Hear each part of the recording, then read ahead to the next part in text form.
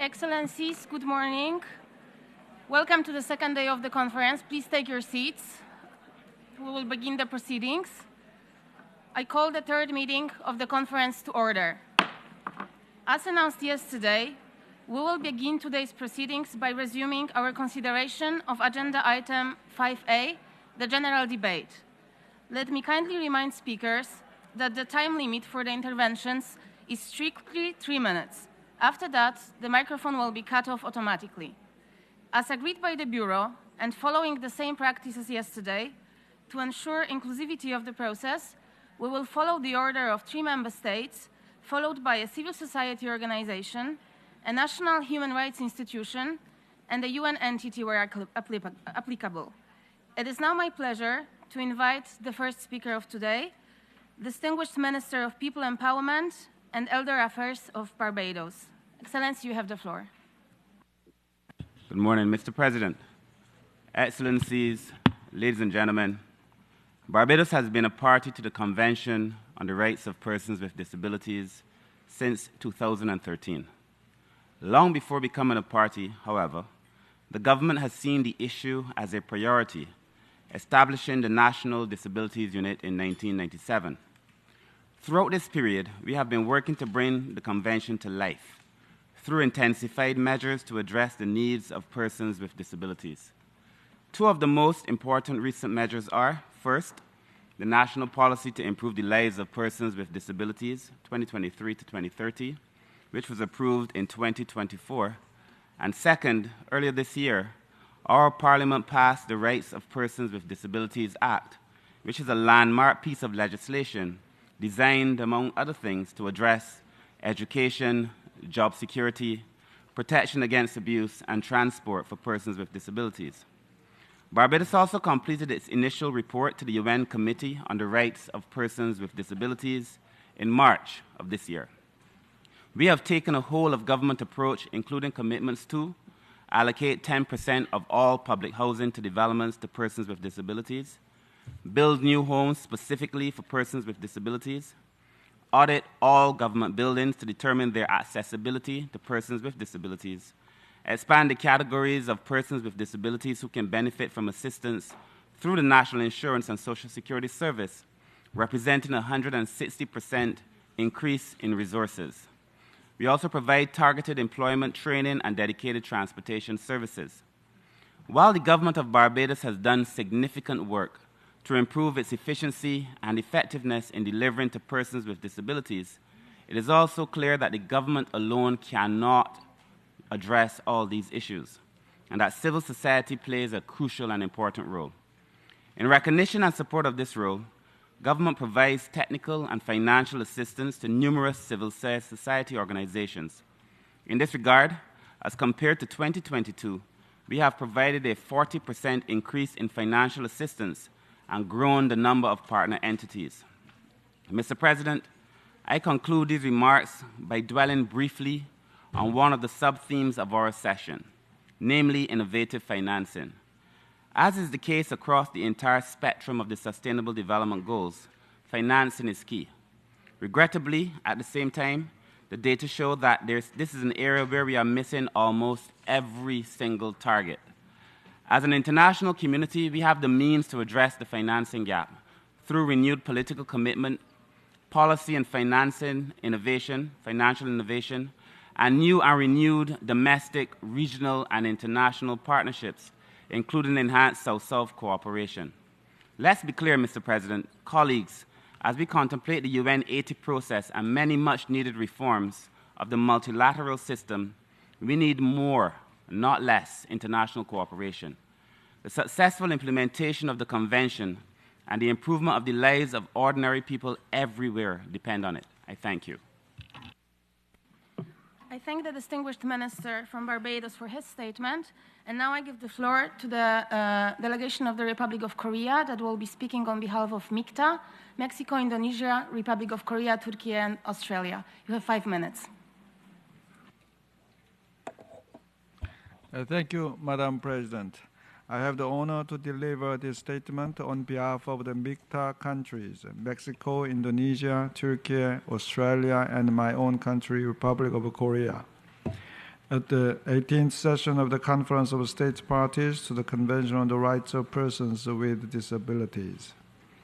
This year's overarching theme offers us a timely opportunity to measure the progress we have made towards the full implementation of the Copenhagen Declaration and the Program of Action in the lead up to the Second World Summit for Social Development this November, and the contribution of social development to advancing the 2030 Agenda for Sustainable Development. In many of the Sustainable Development Goals, wide gaps persist between persons with disabilities and those without disabilities. The UN Disability and Development Report 2024 shows particularly larger gaps of over 20 percentage points in the areas of multidimensional poverty and employment. For women and indigenous persons with disabilities, persons with psychosocial disabilities, and persons with disabilities living in rural areas, the gaps are even wider, with greater vulnerability to multiple forms of discrimination, violence and abuse, negative stereotypes, and social exclusion. This is also a reflection that 30 years after the first World Summit for Social Development, major discrepancies remain in the three pillars of social development: poverty eradication, full and productive employment and decent work for all, as well as social integration. In this regard, seeking ways to address these gaps should be at the center of renewing our commitment in the Copenhagen Declaration, as persons with disabilities account for 15% of the world population. We should strive to better reflect the rights and contributions of persons with disabilities in the outcome of the Second World Summit for Social Development, through constructive discussions among all member states. With that, it is also crucial that our efforts to implement the 2030 Agenda and the Copenhagen Declaration are consistent with the CRPD. The role and mandate of the Committee on the Rights of Persons with Disabilities to monitor how the Convention is being implemented is essential in this regard. The general principles of the CRPD, such as respect for inherent dignity, individual autonomy including the freedom to make one's own choices, and independence of persons, non-discrimination, full and effective participation and inclusion in society, serve as a consolidated foundation with a human rights perspective to bridge the gaps faced by persons with disabilities. We call on all states parties to step up their effort to implement the Convention, including ensuring the rights of persons with disabilities to education, health, work and employment, and an adequate standard of living as articulated in the Convention. Building on this effort, we should also recognize that emerging challenges such as climate change and the misuse of new and emerging technologies can disproportionately affect persons with disabilities. MICTA countries will continue to make efforts to better address these challenges. Madam President, we MICTA countries have an unwavering commitment to addressing global challenges through dialogue and cooperation based on shared core principles of democracy, strengthening the multilateral system, and upholding international law. MICTA remains fully committed to the protection and promotion of rights of persons with disabilities based on these principles, and calls on all states parties to join us in this effort. Thank you. I thank the Republic of Korea for their statement, and now I give the floor to Larsh, speaking from the NGO designated seat. You have the floor.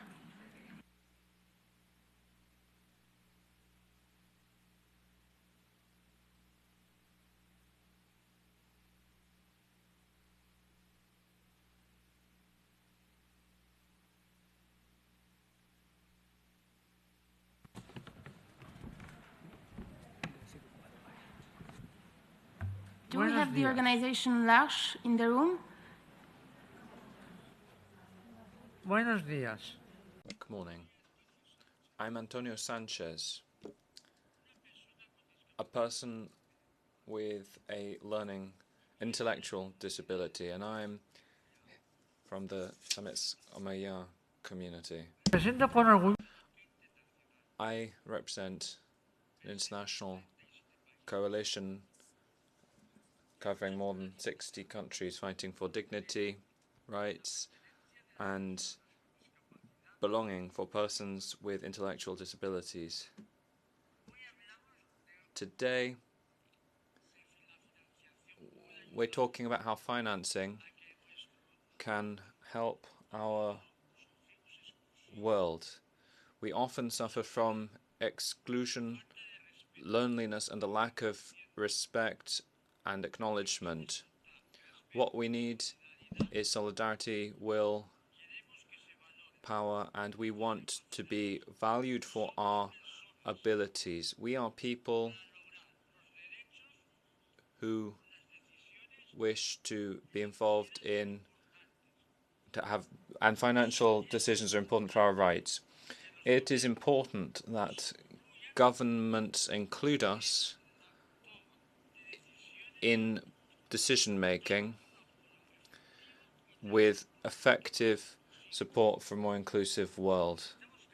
We need to change our approach. We need to invest in programs assisting people to change their visions, sharing and experiences together, and engaging in discussion.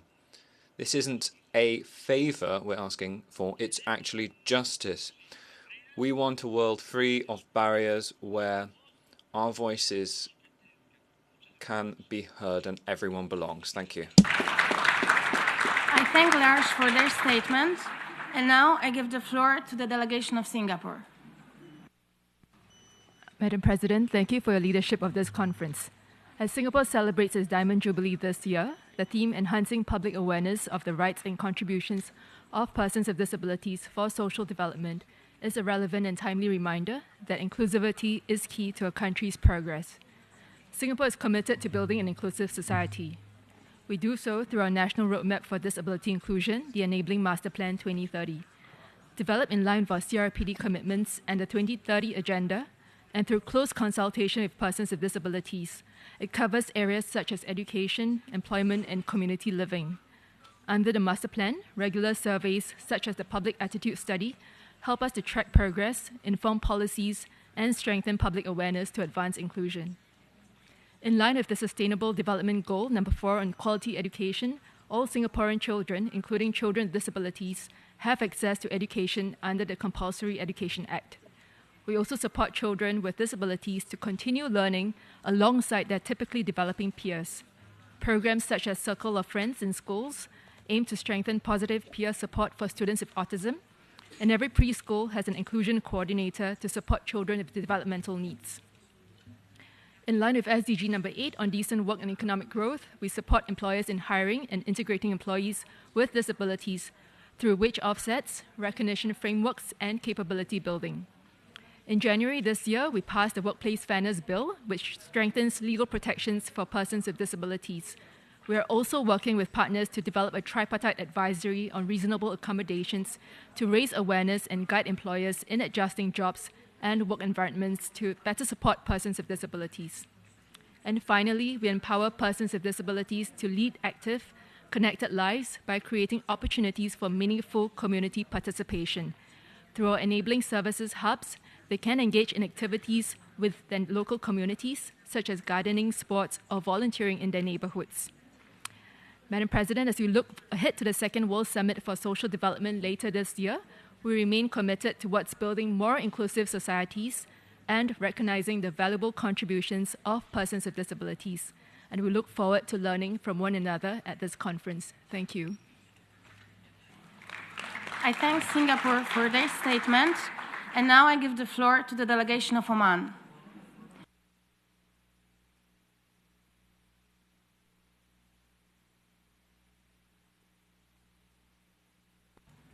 سعادة رئيس الجلسة أصحاب Excellencies, ladies and gentlemen, we congratulate you on your assumption of the presidency of the conference and wish you every success in your deliberations. Mr. President, my country attaches great importance to persons with disabilities to ensure their empowerment in accordance with our Constitution and relevant acts, including the provisions of ratified international conventions. We are pursuing efforts to ensure that no one be left behind in accordance with the International Convention on the Rights of Persons with Disabilities and the 2030 Sustainable Development Agenda, as well as the Oman Vision 2030. We have made strides, namely with the enactment of the law on persons with disabilities in accordance with the provisions of the CRPD. We have also finalized the comprehensive guide on inclusivity and accessible infrastructure for persons with disabilities. We have also participated in establishing international norms for accessibility for persons with disabilities in the Gulf. Mr. President, we have worked on establishing an innovative ecosystem that enables the achievement of the 2030 Sustainable Development Agenda. And the Ministry of Social Affairs in 2020 has established a digital program to ensure accessibility to services for persons with disabilities and relevant institutions. And in order to address challenges to persons with disabilities,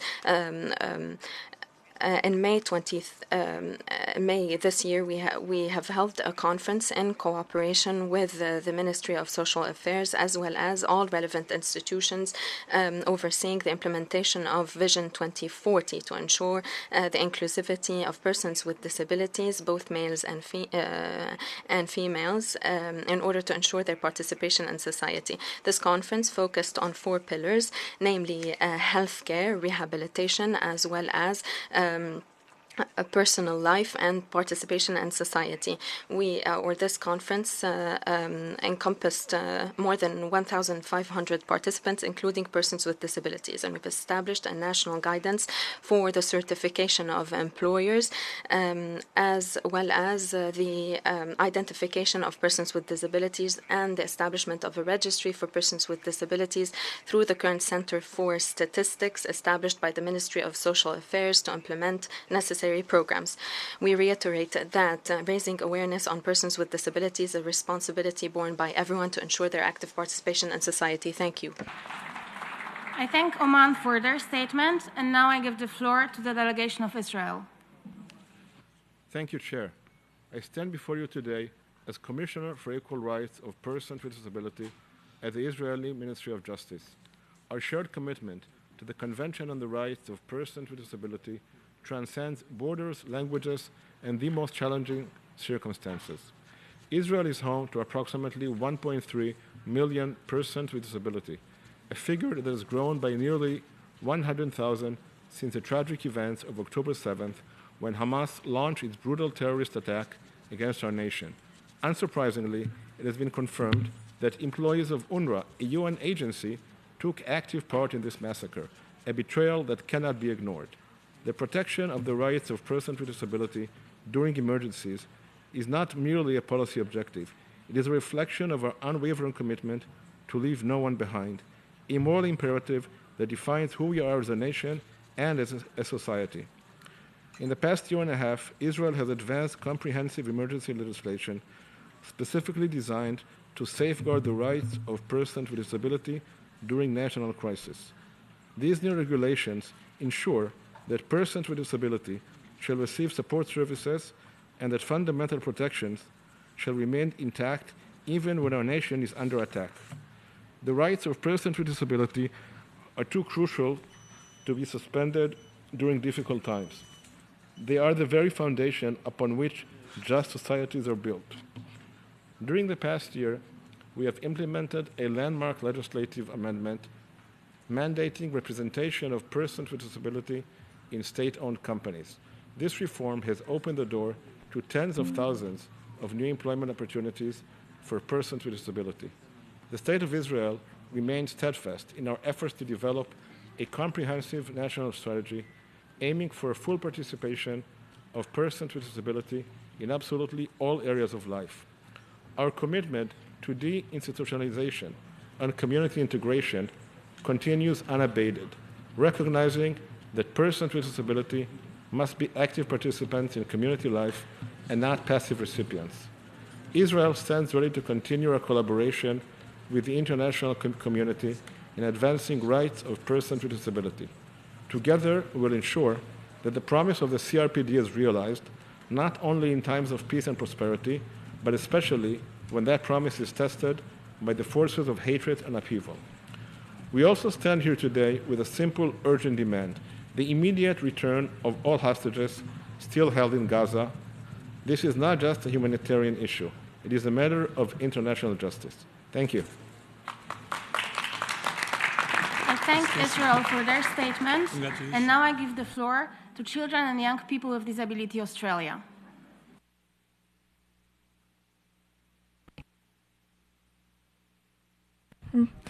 Thank you. My name is G. Brown, born on Red Desert Bangla country, with connections to Kirai Wurrung country. I am a young disabled person and the proud older sibling of young carer, my brother Riley.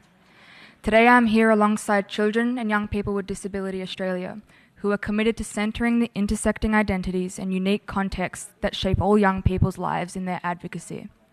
I acknowledge the sovereign lands of all Indigenous people across the world, particularly those who navigate colonial conflict currently. I carry with me the voices of ancestors, elders, and young disabled Indigenous people. Disabled Indigenous youth are systematically denied personhood, with disproportionate rates of incarceration, institutionalisation, and sexual and physical violence. We are not afforded the privilege of being children. Indigenous disabled women and girls continue to be subjected to acts of control that reflect the long history of eugenic violence.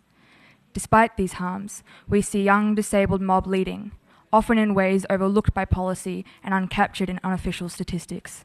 We care for kin, hold each other through grief and poverty, and use storytelling to speak truth into systems. Culture, country, and community designed, delivered, and owned supports do what Western deficit-based systems cannot: restore dignity and self-determination. We assert the right to exist as full people and to live lives that include not just safety, but joy. This includes the right to the ordinary and the everyday, to go to school, to be with family, to make mistakes, and to dream.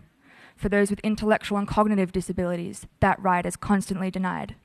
Adulthood is questioned, autonomy is replaced with control, and futures are decided before a young person has had a chance to imagine one.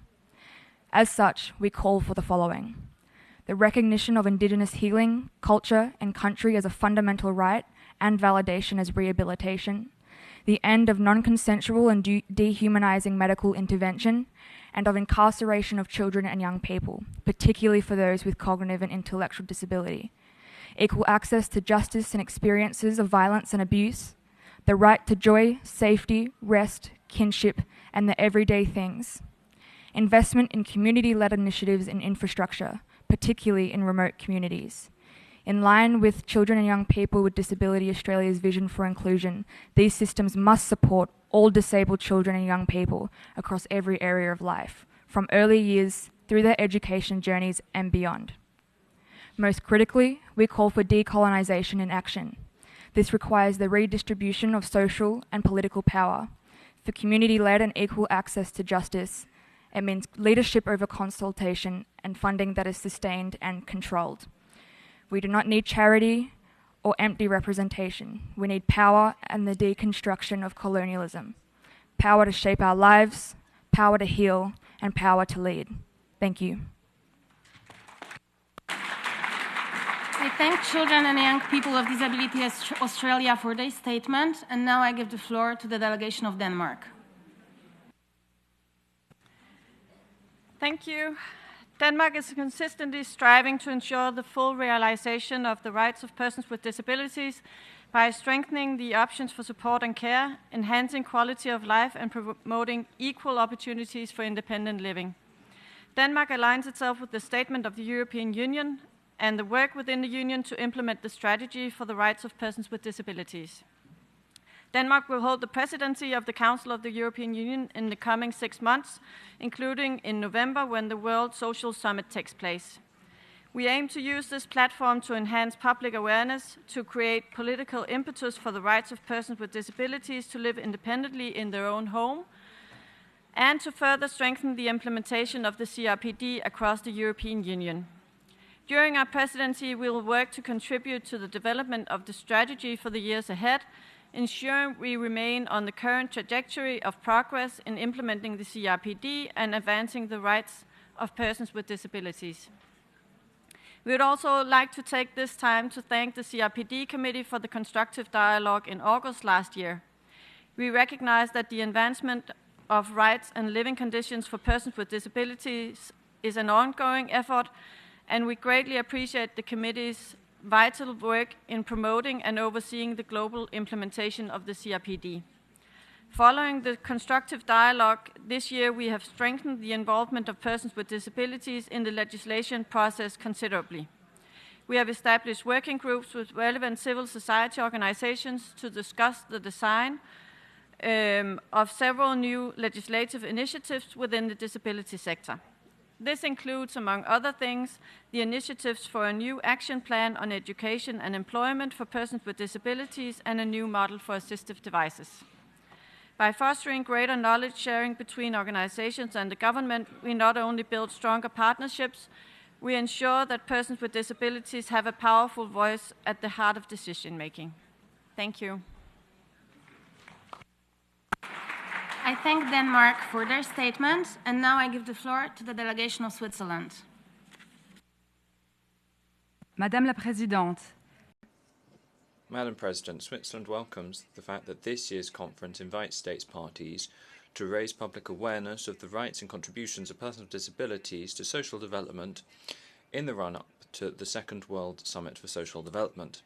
Switzerland has joined the joint statement by the Group of Friends of Persons with Disabilities. As the statement emphasizes, the full and effective inclusion of persons with disabilities in society requires particular attention to 3 key areas: technological innovation, crisis situations, and the right to decent work.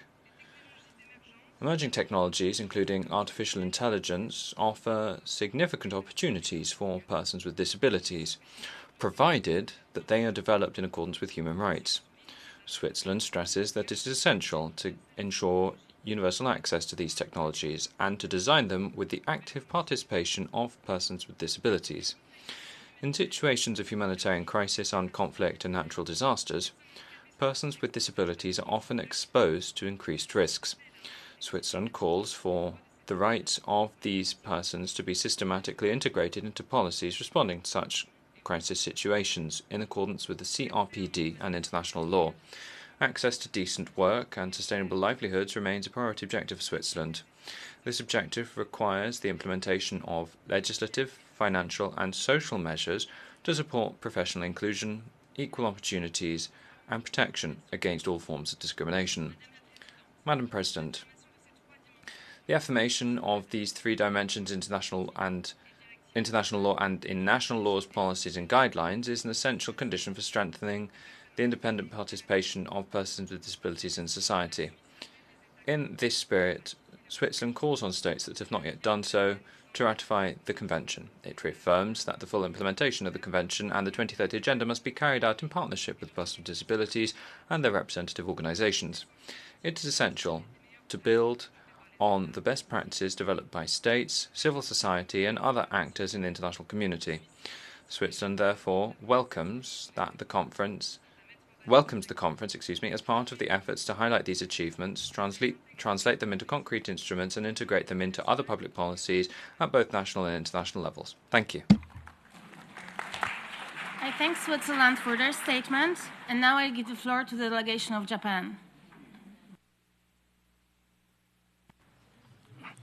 Thank you, Madam President. I would like to thank Madam President, the Bureau members, and the Secretariat for organizing this session.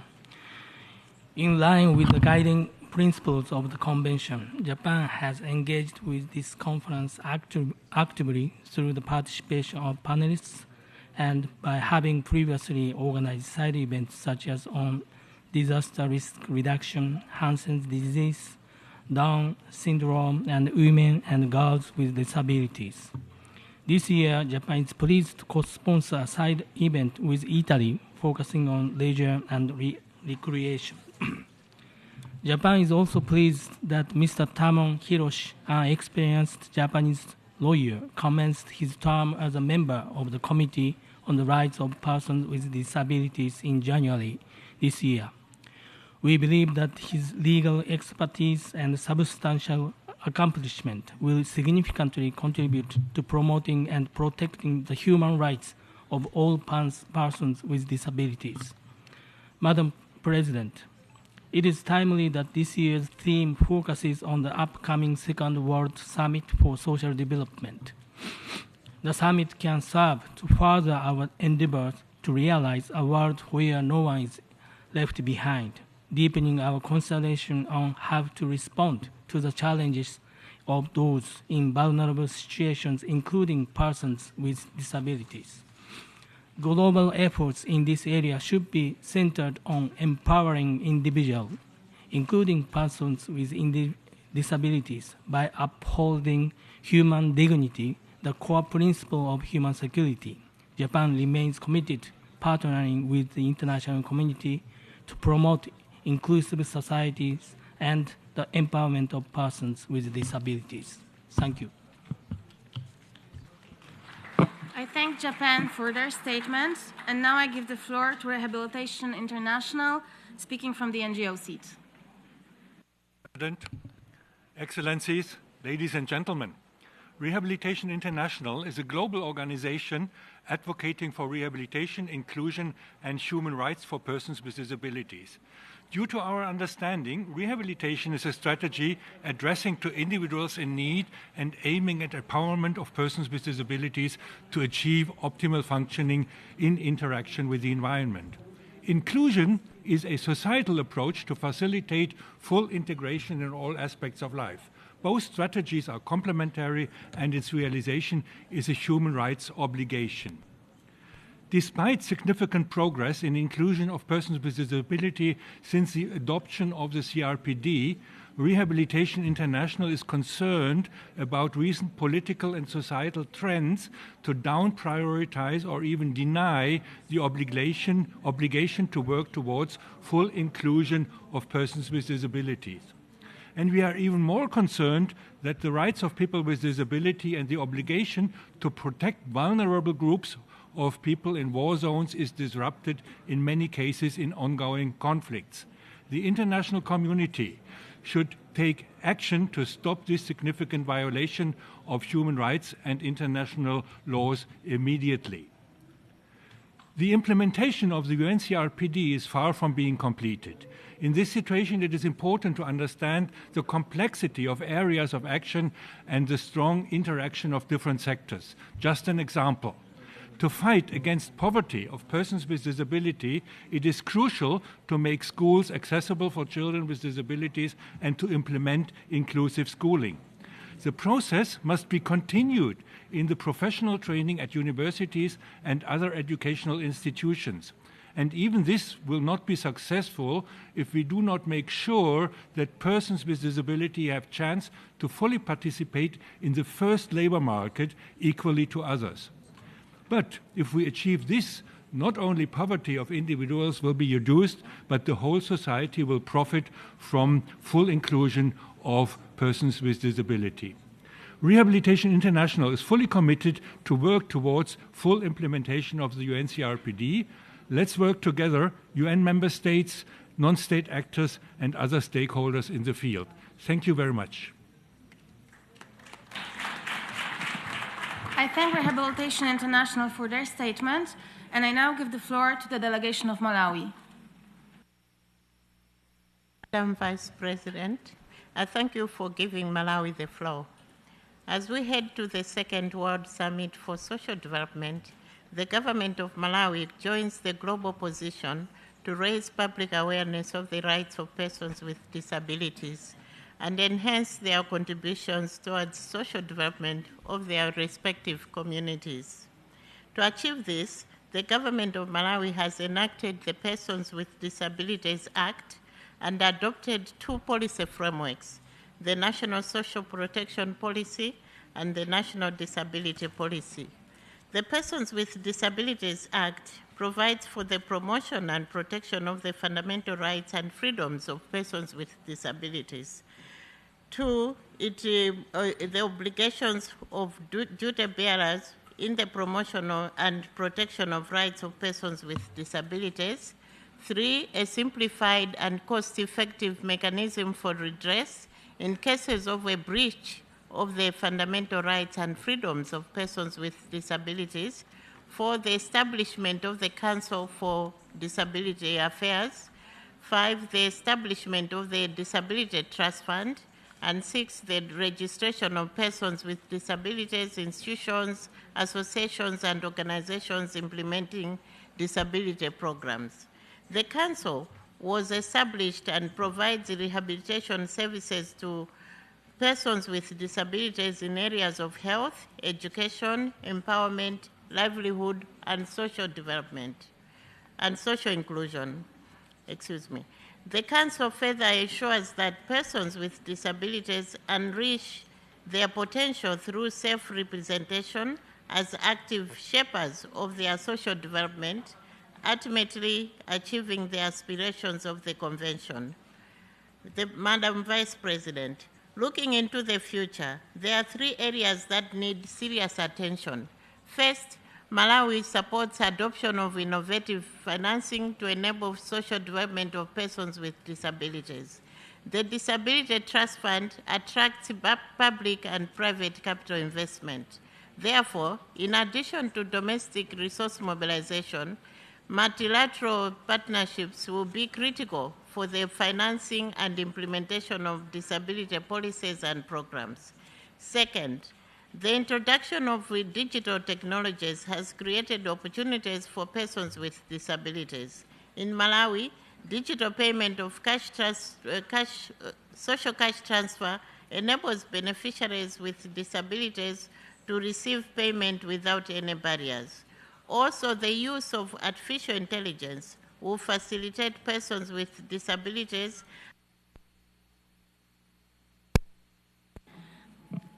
I thank Malawi for their statement, and I now give the floor to the delegation of the Philippines. Mr. President, Excellencies, distinguished delegates, the Philippines is proud to reaffirm its commitment to the Convention on the Rights of Persons with Disabilities. We strongly support the theme of this session, enhancing public awareness of the rights and contributions of persons with disabilities for social development, leading up to the World Social Summit. Consistent with this theme, President Ferdinand Marcos Jr. has declared the third week of July every year as the National Disability Rights Week through the issuance of Proclamation Number 597 Series of 2024. Development must be inclusive, sustainable, and equitable. It must be anchored in the full realization of the rights of persons with disabilities. The Philippines believes that inclusive development is not optional. It is essential for achieving the Sustainable Development Goals, because when persons with disabilities are left behind, communities remain incomplete and potential goes unrealized. We are advancing policies that promote inclusive education, accessible healthcare, decent work, and social protection, ensuring that persons with disabilities are empowered as both drivers and beneficiaries of progress. Development requires investment. We are working to align public financing with inclusive priorities, strengthen data systems, and expand access to assistive technologies and services.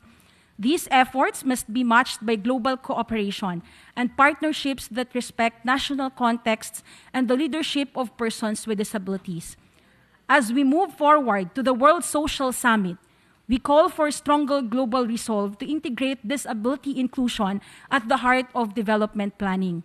The Convention on the Rights of Persons with Disabilities is a blueprint, not just for equality, but for building resilient and just societies. The Philippines stands ready to work with all states and stakeholders to ensure that no one is left behind, not in words, but in action. Thank you and mabuhay. I thank the Philippines for their statement, and I now give the floor to the delegation of Kyrgyzstan.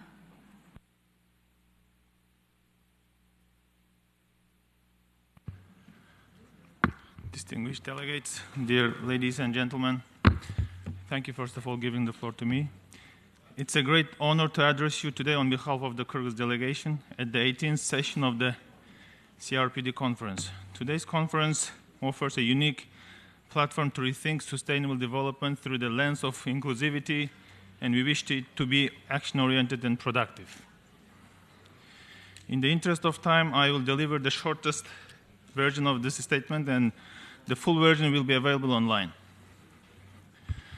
The Kyrgyz Republic recognizes the importance of building an inclusive society where the rights of all citizens, including the persons with disabilities, are respected and protected. Since ratifying the UN Convention on the Rights of Persons with Disabilities in 2019, we have committed to advancing equal rights and opportunities. We have adopted key national policies such as the Law on the Rights and Guarantees of Persons with Disabilities, the National Development Strategy, and the Accessible Country State Program, aimed at improving access to environments and services for persons with disabilities and low mobility groups. A Council on Disability Affairs was established in 2020 under the Cabinet of Ministers, ensuring the direct participation of persons with disabilities in policy making. Despite these efforts, challenges remain, from inaccessible infrastructure to limited access to education, employment, healthcare, and social services. Yet, persons with disabilities continue to contribute meaningfully to Kyrgyz society. They participate in education, which include through online learning, entrepreneurship by establishing small and micro enterprises, civil society, and human rights initiatives. Arts and culture representing the country on international platforms. To unlock their full potential, it is essential to reorient communication strategies toward highlighting the achievements, contributions, and potential of persons with disabilities, thereby promoting respectful and equitable attitude. Raising the public awareness about the rights of persons with disabilities and recognizing their contributions is a vital condition for building a just, sustainable, and inclusive society. Their involvement in the socio-economic development of the country is crucial to achieving social justice. This effort requires action not only at the level of governments, but from every member of the society. Digital transformation is a key driver of inclusion in Kyrgyzstan. We are expanding access through digital public services such as Tunduk Government Integration Platform and initiatives like the government accelerators, which automate disability certification processes. We are also working to reduce bureaucracy in medical and rehabilitation services. I thank Kyrgyzstan for their statement, and I now give the floor to the delegation of Yemen.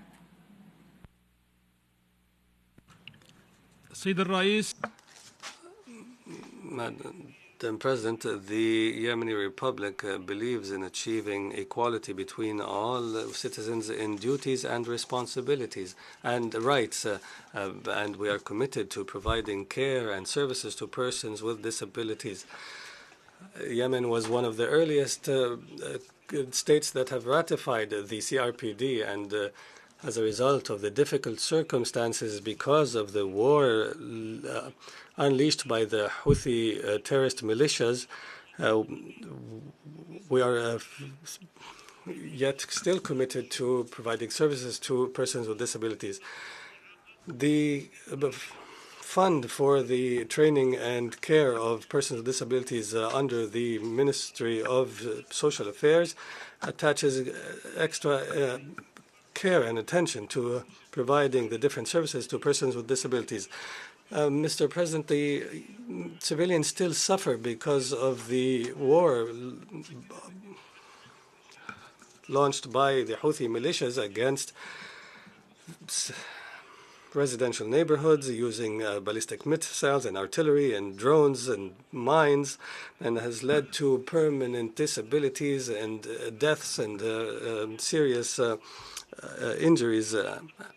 And As we prepare for the Second World Summit on Social Development, we affirm the need to take tangible measures to promote the full inclusion of persons with disabilities in all aspects of development and in particular in LCDs, including in post-conflict and conflict situations, and to guarantee full inclusion in education and assistive technology and promoting social protection schemes.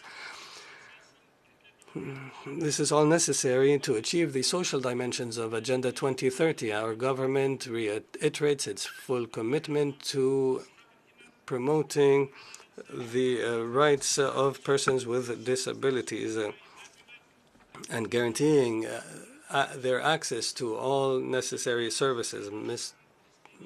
Mr. President, the Palestinian people suffer a disastrous situation because of the brutal Israeli aggression against Gaza for more than 600 days, leading to severe losses in human life and material infrastructure, and severe devastation affecting especially women and children.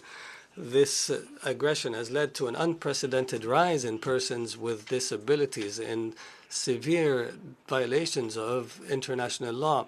We call for an immediate cessation of the Israeli crimes against civilians, and the microphone has been cut off. And I now give the floor to the Australian Federation of Disability Organizations. Distinguished delegates, fellow advocates and representatives of our global disability movement, I am honoured to speak on behalf of the Australian Federation of Disability Organisations, and as a proud young disabled leader to advocate for the transformative power of youth inclusion in our global disability movement. Across the world, young persons with disabilities are navigating the front lines of compounding crises, from climate change to conflict, economic precarity to discrimination. Yet we are not passive. We are leaders, innovators and active contributors to shaping a more inclusive future. The youth call to action from the 2025 Global Disability Summit makes one thing clear. Youth leadership must happen now. It calls for the full, meaningful and effective participation of young persons with disabilities in decision-making, not as tokens, but as partners and leaders. The 2023 Commonwealth Youth Code of Practice, working with youth networks and youth representatives, reinforces this, demanding transparency, representation and resourcing to enable youth participation that is safe, equitable and impactful. Both the Youth Call to Action and the Commonwealth Youth Code of Practice highlight what we already know. Young people with disabilities are essential partners in policy and governance. But our structures must evolve to reflect that. That is why we call for the establishment of a transparent, democratic and funded global youth disability network, proposed as an expansion and strengthening of the existing International Disability Alliance Youth Committee. This network would build the capacity of emerging leaders within OPDs and ensure the voices of young people with disabilities are heard and valued. This is smart, sustainable governance.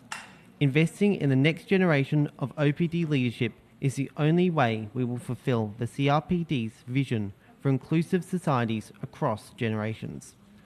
Let's be unequivocal. Nothing about us without us rings hollow until young people with disabilities are not just present, but empowered to shape the policies that define our futures. The next generation is ready to lead. What we need now is your partnership, your investment, and your action. Thank you. I thank the Australian Federation of Disability Organizations for their statement, and I now give the floor to the Deputy Permanent Secretary of the United Republic of Tanzania. Excellency, you have the floor. Thank you, Madam Vice President, Excellencies, and distinguished delegates. It is both an honor and a privilege to address this August 18th session of the Conference of State Parties on the Convention on Rights of Persons with Disability. It is a vital platform whereby we share our collective progress, exchange our best practices, and reaffirm our collective commitment towards the realization of the rights, dignity, and the full inclusion of persons with disability. Madam President, Madam Vice President, I take this opportunity to convey our warmly and fraternity greetings from our Excellency Dr. Samia Suluhu Hassan, the President of the United Republic of Tanzania, and Her Excellency's transformative leadership. We have evidenced and registered notable progress that are focusing on increasing development for citizens in Tanzania, including persons with disabilities. Vice President, Tanzania ratified the UN CRPD and its option protocol in the year 2009, and since then, we remain steadfast in the implementation of its provisions, whereby we have enacted a number of laws and reviewed others to make sure that sectoral laws are disability inclusive, but also we have enacted inclusive specific laws. For instance, we have the Persons with Disability Act of CAP 183, which is for Tanzania mainland, but also you have Persons with Disability Act of 2006, which is for Tanzania Zanzibar, because our country is made up of 2 states. And it is from having these pieces of legislation, we have laid down the solid foundation for coming up with inclusive disability policies, strategies, and programs. Vice President, Excellencies, and distinguished delegates, Tanzania has evidenced a number of interventions that evidence the way persons with disabilities are being given the utmost opportunities, and these interventions range from conducting nationwide awareness campaign in collaboration with organizations of persons with disabilities to ensure that we combat stigma and promote positive attitudes of persons with disabilities.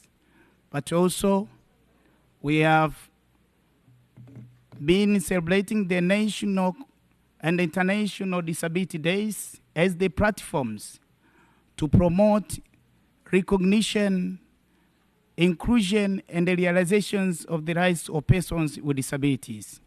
Tanzania's I thank the Deputy Permanent Secretary from Tanzania for his statement, and I now give the floor to Qatar. Thank you, Madam Vice President. We congratulate you on your election to lead this conference in its 18th session. Madam Vice President, Qatar is one of the earliest states that have ratified the CRPD. And we continue availing of all means possible to promote and protect the rights of persons with disabilities, and have taken several measures for this end. And our third development strategy, 2024 to 2030, has affirmed the state's efforts to provide social protection and services to persons with disabilities. And we highlight at this opportunity the Technology and Autism conference that was held last April, and was an important opportunity to support and develop innovative solutions for persons with autism. And we look forward to hosting the fourth World Summit on Disability in 2028 in cooperation with the International Disability Alliance. Madam Vice President, wars have severe consequences for persons with disabilities, and the Palestinian people still face disastrous conditions because of the continued aggression against Gaza. And the situation is catastrophic, and Qatar continues its firm policy of solidarity with the Palestinian people through providing support to the Palestinian people. Madam, we are honored to host the Second World Summit for Social Development next November. And in light of the valuable contributions of persons with disabilities, the conference will provide an important opportunity to accelerate efforts to implement the CRPD. Therefore, we look forward to welcoming all participants in Doha, including the active participation of persons with disabilities. Thank you, Madam Vice President. For their statement, and I now give the floor to Czechia.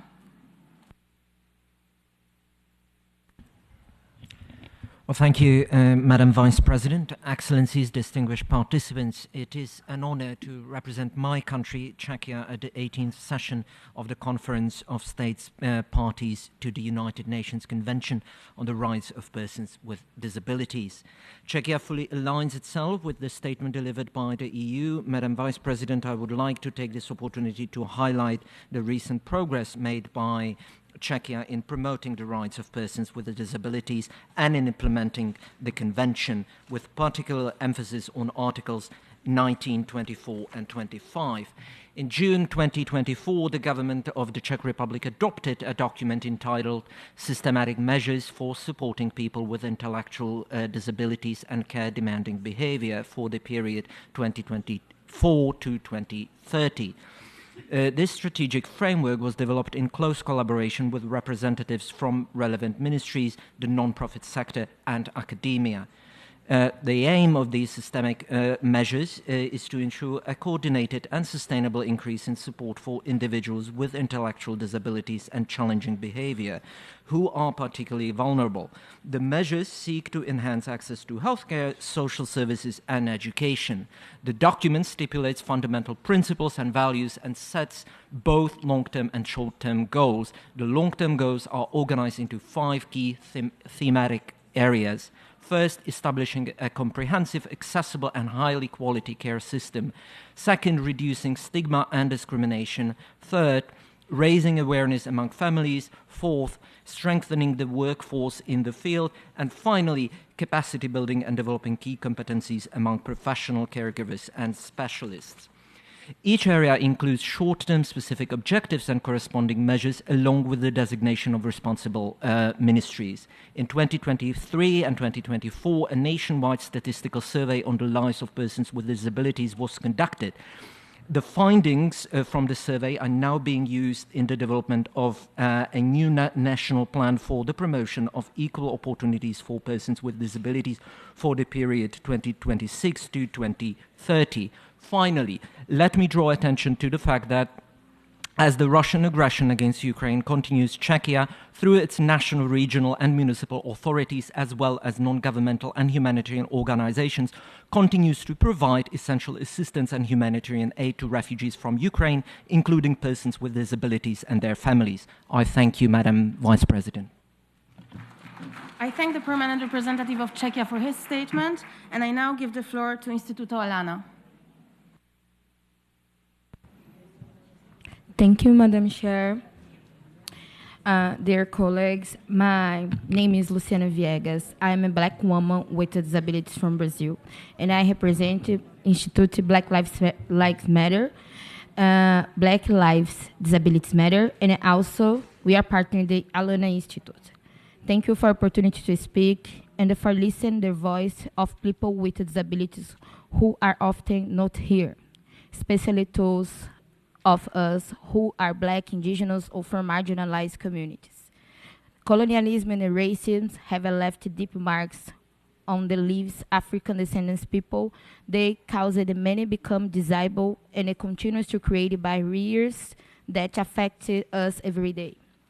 The Black people with disabilities around the world live under conditions of structural negligence.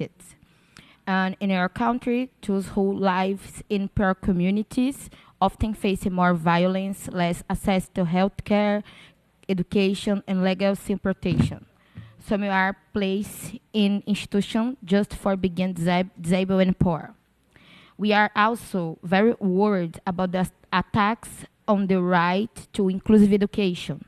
The UN Convention, the rights, the person with abilities, and general comment for are being misunderstood or used in the wrong way.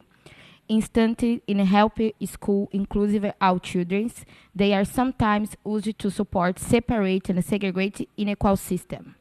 Inclusive education is a human right, but right must come with real investment. We need fair and creative funding to support autonomy, participation, leadership for people and young with disabilities, especially those facing racism, poverty, and other forms of discrimination. We cannot speak about the justice of the development if we do include children, young people with disabilities, especially those who are Black, Indigenous, from the Global South. Their voice must be heard. I'm so respect to share our recommendations. Create space to listen to people affected many forms of discrimination, especially during emergencies. Support people with disabilities in place of conflict, like Palestine. Invest the young disability leaders and protection their participation, make decisions more inclusive and less centered in the global north, use the colonial and intersectional approach and disability policies, and then make desinstitutionalization global priority. The future I dream for myself and my son, and a black boy autist, he's the future. I thank Instituto Alana for their statement. We heard the last statement in this morning's part of the general debate. We will now suspend the general debate and proceed with roundtable number 1. The general debate will resume during the first hour of the afternoon meeting today, starting at 3 p.m.